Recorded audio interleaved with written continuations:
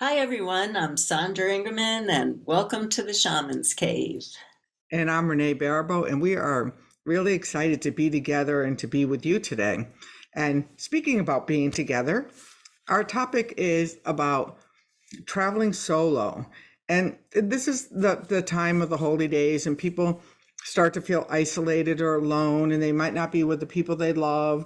And Sandra and I thought we'd have a conversation about it because, in our own ways, no matter that we're around a lot of people, we're both solo travelers.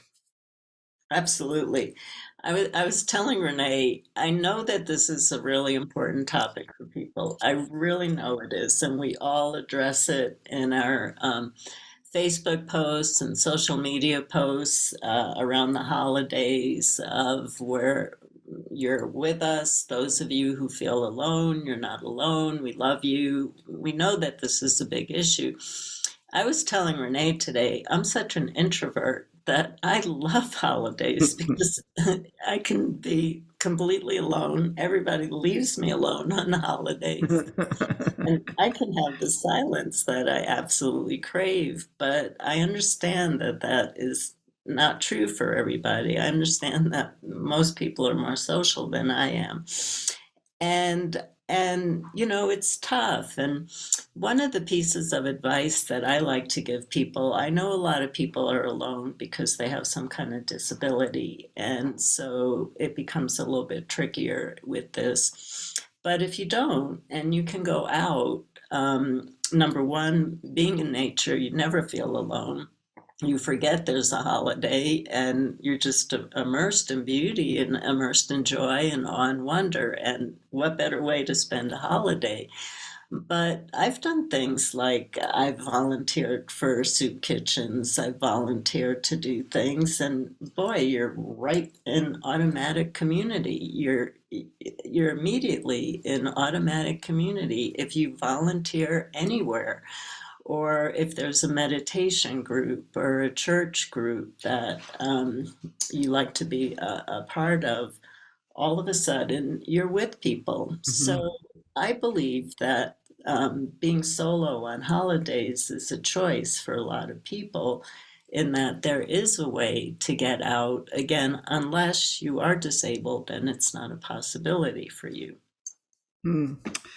I was thinking about it because this week I wrote something about why I started the fire tenders gathering. And it was because for me, holidays were such a horrific time in my youth. And then even in the my mid youth when I was doing a lot of drinking and drugging, it was like it was it was a down day because no matter when I was drinking and drugging, I was still doing a lot of working because I'm good for working, so I hear. But it would be like it would be a day of despondency. And what you just said about showing up to feed the homeless is an act of service. I turned my loneliness into service, and then I was never feeling alone again or never left alone again. And over the years, this is the 12th annual fire tenders gathering because I knew that a lot of people, like the people who are homebound, can light a candle. They can, even if it's a battery operated candle, or put a purple flame around yourself, that you can be part of a community of other people and not feel so alone. And it shifted for me. And now I love the holidays. In fact, the yesterday I'm leaving like before Christmas. I'm going back to the desert for a month. And I was there like, well, I got to put up a Christmas tree. And my friend said, but it's only going to be up for a couple of weeks. And I'm there like, yeah, but I got to put up a Christmas tree. So, I bought this little one and I thought like, well, maybe that would do. But I've made it a celebration of my own year, my own self, my own achievements, the things that I still want to accomplish. And I made it with friends. Right. Yeah. Yeah. I mean, I've been dealing with this issue, frankly, for my whole life. When I was young, when I was really young, Jesus used to come to my bed every night, every single, Hmm. and he would stand over me. He would just stand over me. He wouldn't say anything. He would have his hand up and he would just stand over me. And so I actually became a devout Christian. I did not grow up in a culture that was Christian. And I had to always hide my crosses from mom. And so when Christmas came, I had nobody to celebrate the birth the birth of Christ with. I had nobody to celebrate with. I was just a young kid, and so I created my own rituals and I created my own little space and just did my own celebrations as a child. And so I guess that stuck with me throughout my Mhm. life, where I don't get into a place of I don't have anything to do. If I want something to do, I can go out and find something to do. There's always a church, and it doesn't mean a Christian church, as you know, all these metaphysical churches, shamanicteachers.com, my website where I have teachers and practitioners. I'm absolutely sure that if you go on there, that there are people doing groups, drumming circles and groups for the holidays who have no place to join. So there's lots of places that you can go to, and then wow, what an opportunity too if you're traveling alone to meet Mhm. new people who have different perspectives, meet new people who think differently, and who don't necessarily trigger you like your families. I read a whole I read a whole column in the news yesterday on how to deal with your family triggering you on holidays, and there are other ways there's so many different ways to connect, and people are looking to connect right now. People are looking in the times that we're living in, people are looking to connect right now. There's this old saying, how to test your spiritual conditioning, go visit your family at the holidays, and you'll always know just how you're doing. Uh, Last year in the Wind Clan, we did some Christmas caroling. I Mm. sent out sheets of music, and it was a little hard on Zoom, but we had a whole lot of fun. So I love to carol and I love to sing. And a few years ago, I don't really care which church it is or what synagogue it is or what temple it is, because to me they're all holy and they all have spirit there. And so a couple years ago I went to the Catholic church by my house because they had the money and they had the choir, and so they were singing, and I because I wanted to hear the carols. And then every time, if you have an issue with what the priest is saying, every time the priest said the word, I would change the word with the wind, and it worked perfectly. And then the wind. Oh yeah, yeah, that works. And because, truthfully, the wind was there first, and then became the word, and then became the Holy Spirit, and then became Ruach. So if it goes against what you believe, just flip a word, listen to the carols, and trust me, when you're sitting in a room with a few hundred people singing joy to the world, it transforms you each and every time. But if you go there judgmental, whatever opinion about it, probably won't work. Right. Yeah, absolutely. Yeah, I mean, there's a lot for us to look at during these times because there's so many different ways to connect. There's so much inner work that we need to do also around our past memories of being with our families and our past memories, whether they were good or bad. A lot comes up for people, especially Woods and I were talking about this morning.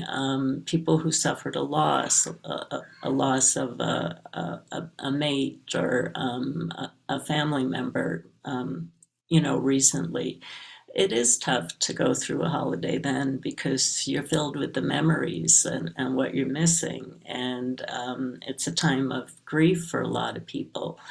And then for a lot of people, uh, they don't want to celebrate because they have too many memories of it being a really difficult time with their family. Their families were abusive, judgmental, drank too much, whatever. And so there's all kinds of things that come up. And so we have this amazing opportunity of what's still burdening us. We're Hmm.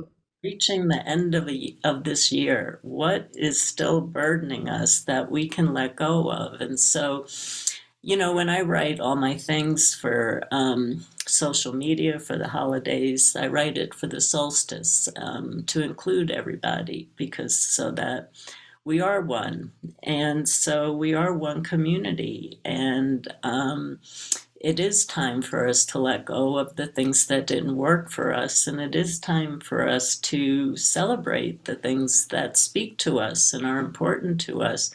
And Christmas actually doesn't speak to everybody, and so it's not a time of loneliness for a lot of people. So the point I'm trying to make is we're all going through our different rides through the river of life around holidays of the memories that are getting triggered, the good ones, the bad ones. I wish it could be like this. I wish I could replicate some of the things I did back in the past.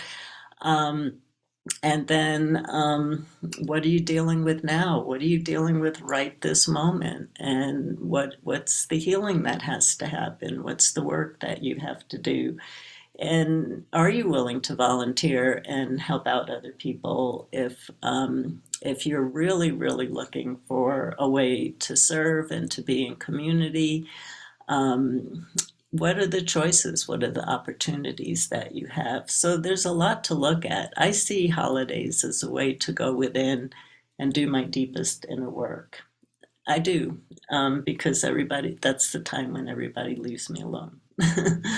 And I'm more like, okay, I'm going to the cookie exchange, and actually we're flying on Christmas Eve, so this is my mind.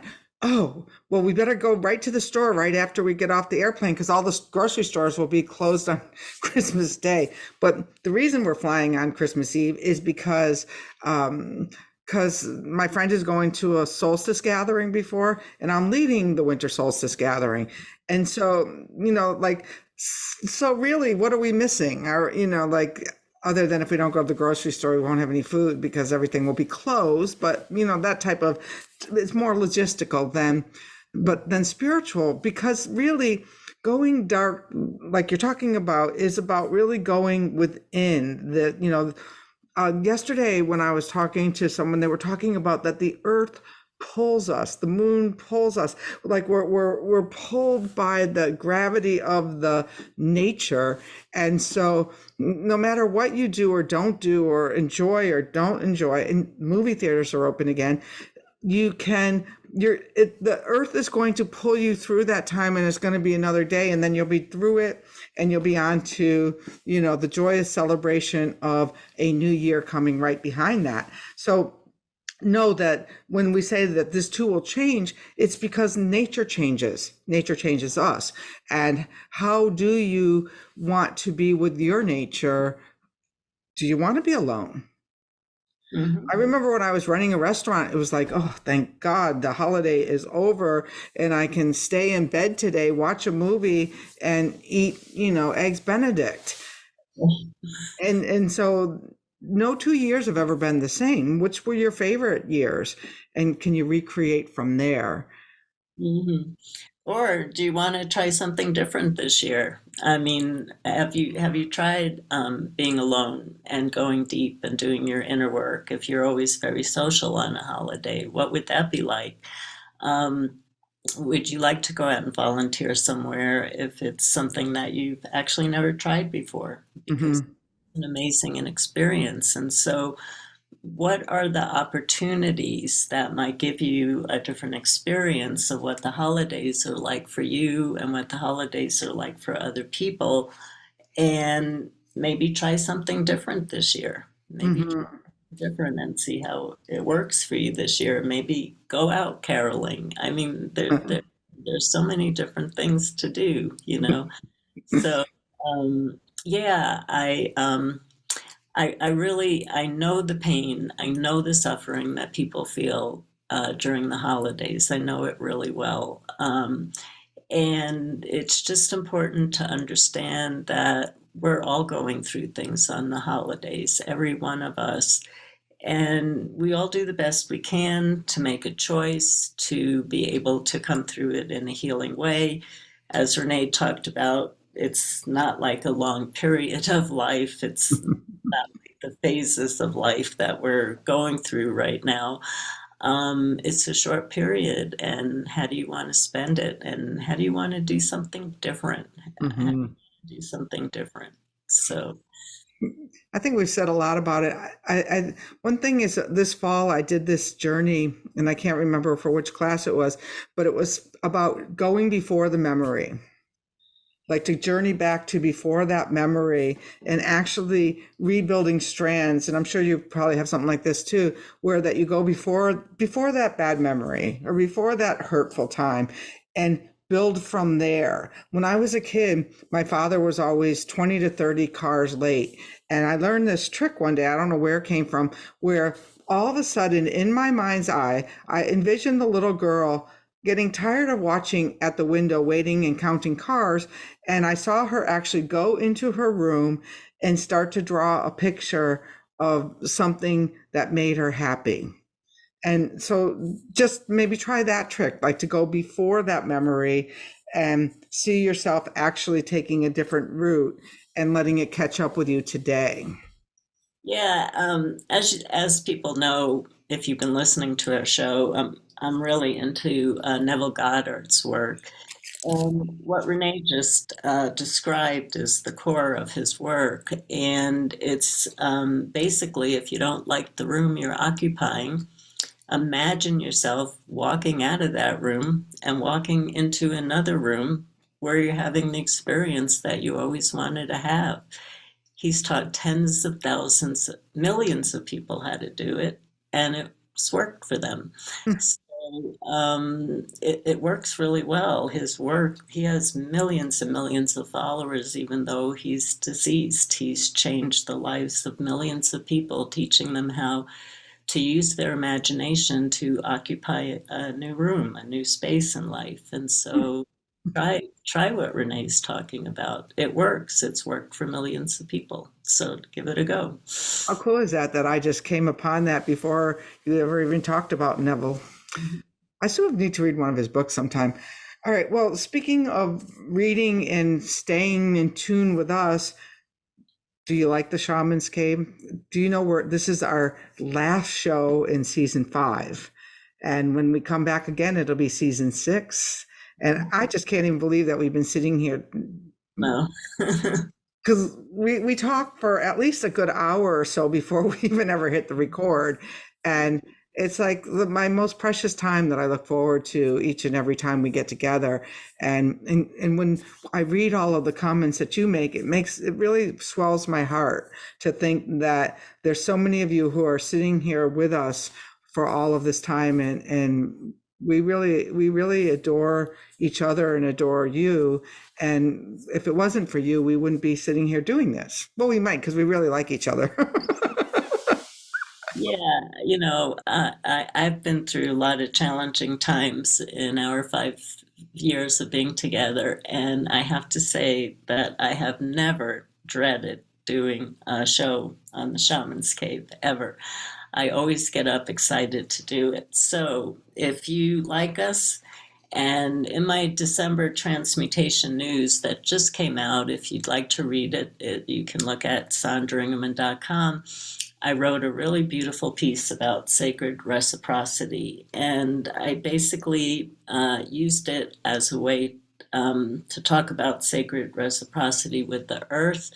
But I had another reason for writing it is that humans don't understand sacred reciprocity. So if you like our show, a way to give back and then something comes back to you on an exponential level is to like us and subscribe to us and share our show with other people and comment.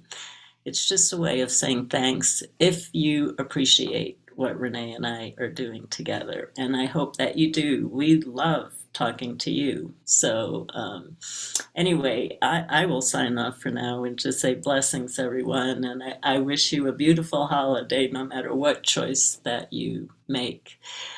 I hope it's a good one for you. That's wonderful. And if you haven't been over to the Fire Tenders gathering, join us this year. It's over in the Wind Clan, and I think we have about 25 presenters in 3 days, and that should really give you some spirit for for these holy days. So join us over there, and we will see you. We will see you again in season 6. That's right.